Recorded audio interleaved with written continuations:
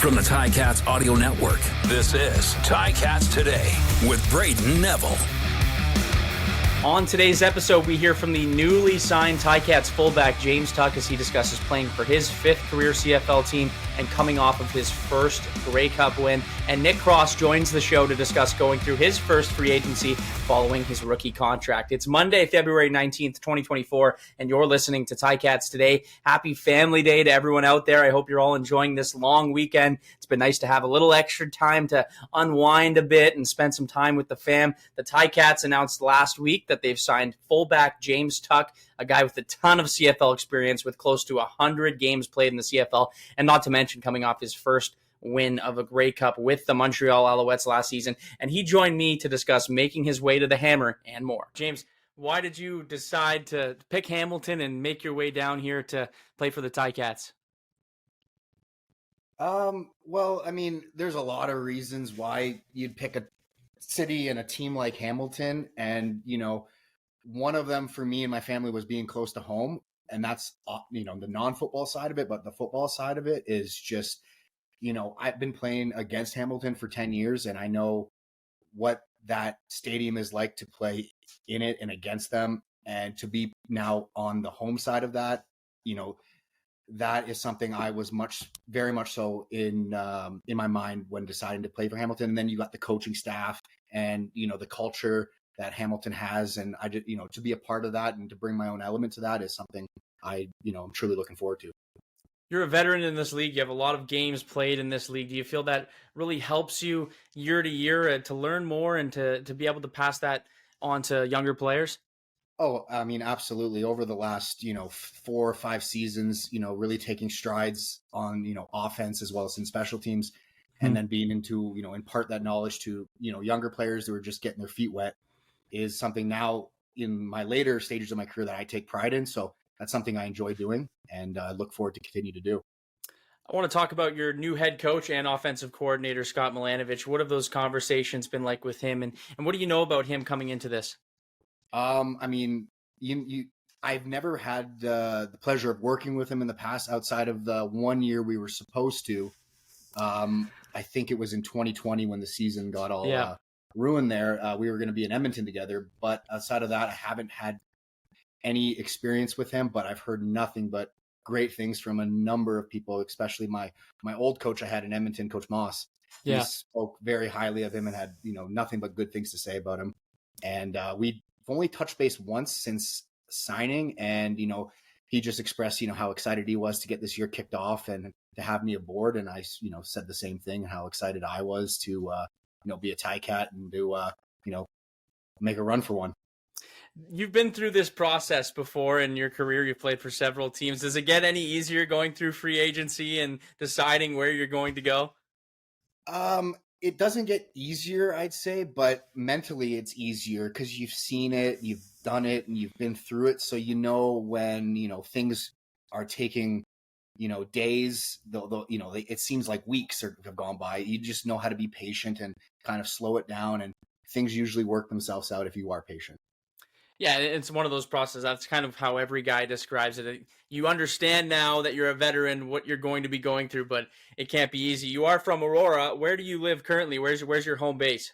I live very close to Aurora. I live in the town just north of it in Newmarket. So that's okay. Where I come from now. I got my got a house here, so things are good, and it's nice being very close to Hamilton as well. Will you have a lot of friends and family now asking you for tickets now that you're playing so close to home? Oh, it will be, yes, for sure. For those players, for those fans who might not have been able to see you play, how would you describe your game? You're a guy who can do both offense and special teams. You can tackle, you can catch. You're a little bit of a Swiss Army knife. But how would you explain your game? Just from the very base level, just energetic. Always going to give 100%. Just workhorse, and then. I pride myself on, blocking. I find I have some of the best, blocking film out there, and I'm very, confident in that. So I look forward to bringing that to Hamilton, a very tough, rugged player who's just going to give a ton of effort. And then obviously if the ball ends up in my hands once in a while, I can hopefully do a few things with that. But blocking on offense, and then obviously, like you mentioned, special teams, whether it's blocking on the return teams or tackling on the tackling teams, that's something I can do as well.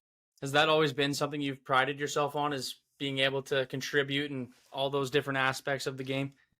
Oh, absolutely, 100%. Yeah. I mean, fullback's one of those funny positions where you're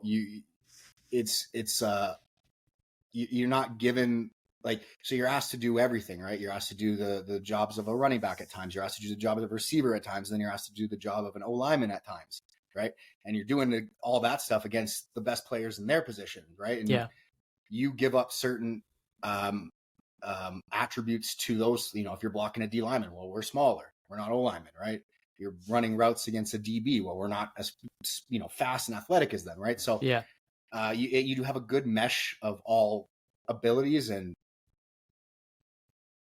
that's kind of how I see it. So yeah, I do pride myself on that. I want to talk about a moment that you had last year in Hamilton that I'm sure you'll never forget, capturing your first Grey Cup. But what did it mean to you to get that first Grey Cup and be able to celebrate, and probably with some friends and family, doing it so close to home? Absolutely. It was an incredibly special moment. It was a culmination of all my years in the league, chasing that goal and that dream. So to finally do it was, amazing. And to do it with the guys we had, a good group. With Cody Fajardo, Coach Moss, that core group of guys we had was very special to finally kind of achieve that. And then to be close to home and have family and friends out there watching was very special, and something I'll always remember. And it's funny when you get up there in age and you've played a bunch of years. A lot of times people say, well, why aren't you should go out on top? But I truly think more in the cards, and I'm very confident in believing that selecting the right team here, and I'm happy that they have faith in me, and I'm looking forward to getting number 2. I was at that Grey Cup, and I was in the crowd, and I kind of felt the Hamilton fans on the Montreal side. I mean, that might just be me, but did you almost feel like you got a little bit of that experience of having the home crowd in Hamilton behind you? Because that's what I felt when I was there. I know there was a lot of Bombers fans, but I felt that Montreal presence. There were a lot of Bombers fans. Bomber fans are great, and they travel, and they do really well for their team. But I did feel like that. I don't know if it was just the league itself or the Hamilton fans that were tired of Winnipeg's reign of dominance, and that maybe helped give us a little boost. I don't know, but it was incredible to hear the crowd reacted at times of the game when momentum was swinging and stuff like that. So it was awesome. Well, we'll get away from the Montreal talk, but obviously a big accomplishment for you on special teams. You like I said, you do a little bit of everything. Paul Boudreau will be the special teams coordinator. Is that a guy you've had experience with in the past, or what do you know about Paul heading into this season? Coach Boo, we had experience back in 2016. I played with him in Winnipeg. Yeah. So, that's where I got to know him and learn his systems and everything he was about. And we have a fairly good relationship. And he reached out to me shortly after signing and just congratulated me, said, kind of, just tip of the iceberg stuff, what we were looking to do and accomplish, and how we were both just extremely excited to be back working together and to get this thing going. I got the chance to talk with him a week ago. I think majority of our conversation ended up being about golf, but I got the chance to meet Coach Boudreau. I want to talk about your off season and the training. What are you doing during the off season to get prepared for this season, especially as you're a veteran in this league? You've gone through lots of off seasons. Does it kind of change throughout the years how you approach it?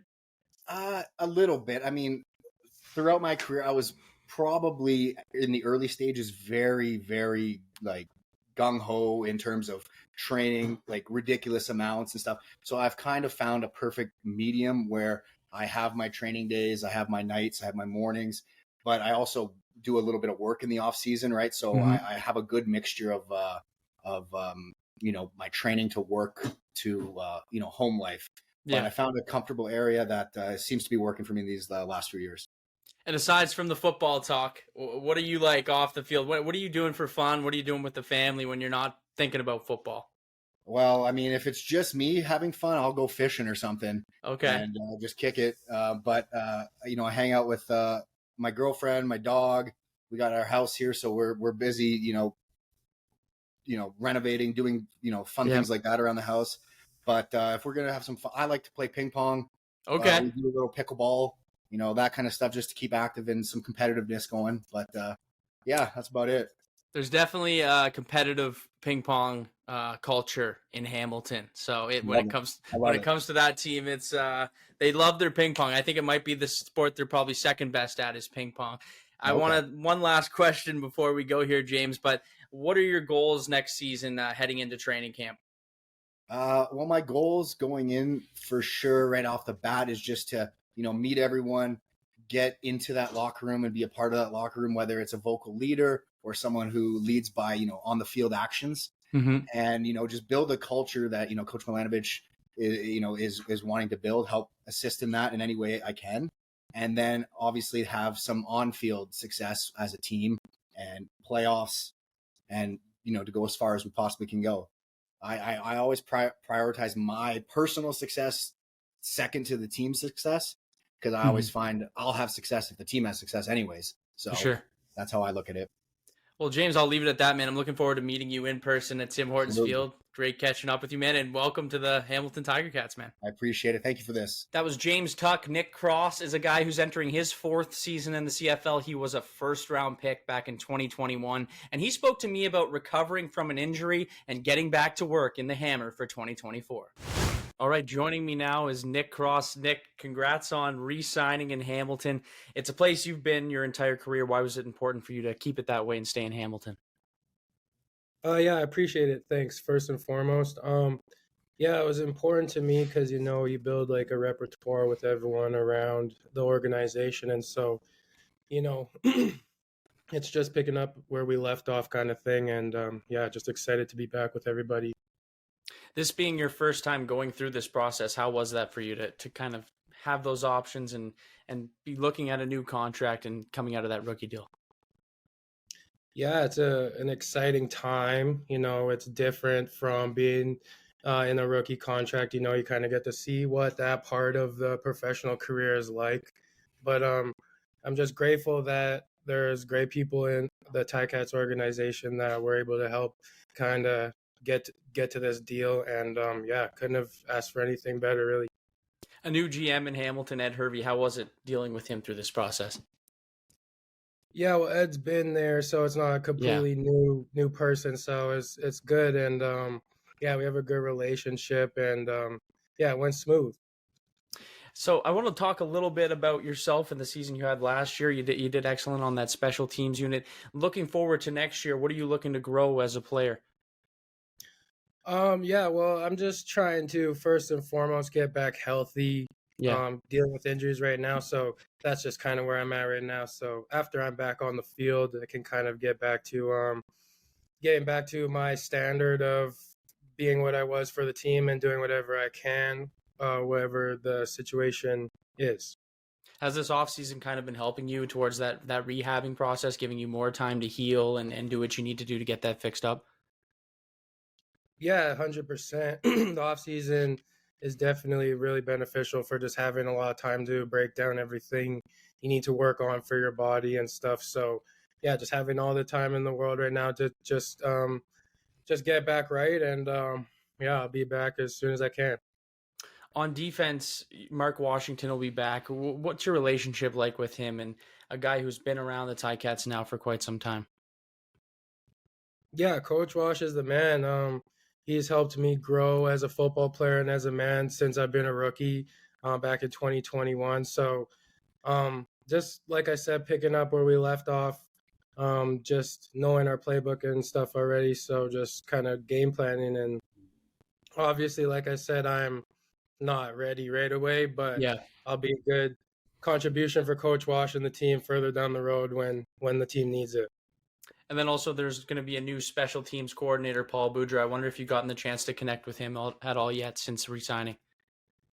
Not yet, no, but definitely excited to get to work with Coach. And like he's had a lot of success in the past couple of seasons. Mm-hmm. So to see how he brings forth his knowledge and stuff and to pick apart his brain and to add a couple more elements to my game is definitely something I'm excited about. The final guy I want to talk about on this coaching staff, Scott Milanovich. He was there obviously with the offense last season. What do you think about him coming in as your head coach for 2024? Yeah, Coach Milanovich, like him a lot.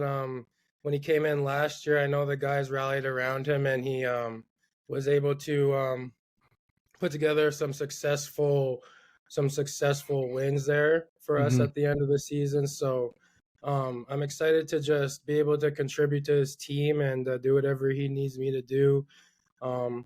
Yeah. There's one player I want to talk to you about that had his first season last year on the special teams. That's Carthel Flowers-Floyd. Just wondering, seeing him and his growth in that first season, what you were seeing there.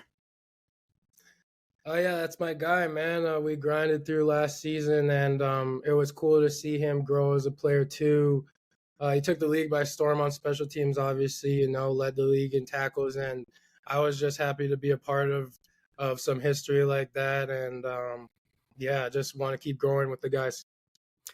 During this offseason, you're doing this rehabbing. What exactly are you doing, and how are you working towards working on your body right now? Well, right now I'm working with my physio group, Orca Performance here in Calgary, and we're just chipping away at the kind of foundational phases right now and transitioning more into higher intensity stuff as you start to reach benchmarks. And so now that I'm more on my feet, we're starting to ramp things up a little bit so everyone can bank on me being ready for the end of half of the season while we get ready for playoffs. I'm sure Ticats fans want to see you back on the field. Aside from the rehabbing and everything, which I know is probably taking up a lot, what are you doing during the offseason for fun? What does Nic Cross do in his downtime when he's not physio or working out or whatever it may be? Yeah, well, I am introducing my second child in May, so right now I got my hands full with my kids. Congratulations. Thank you. Appreciate it. Other than that, just going outside, hanging with friends and enjoy a good book, I guess. You're in Calgary. So when you're in Calgary during the off season, is there places for you to train? I know obviously it's different when you're injured, but is there like turf for you to find? Is there ways for you to still get on a field per se? Yeah, for sure. The groups I work with here, there's always access to whatever we need, or we make it work whenever there's snow on the ground or something. We need to go outside, go to an indoor field or whatnot. But yeah, man, just hitting up the gyms I've been training at when I've been here. And yeah. Well, Nic, I'll leave it at that. I know you're a busy man. You got lots to do, but I appreciate you joining me. And man, I'm very happy to hear you'll be back next season here in the black and gold. Yeah, I appreciate that. Thank you.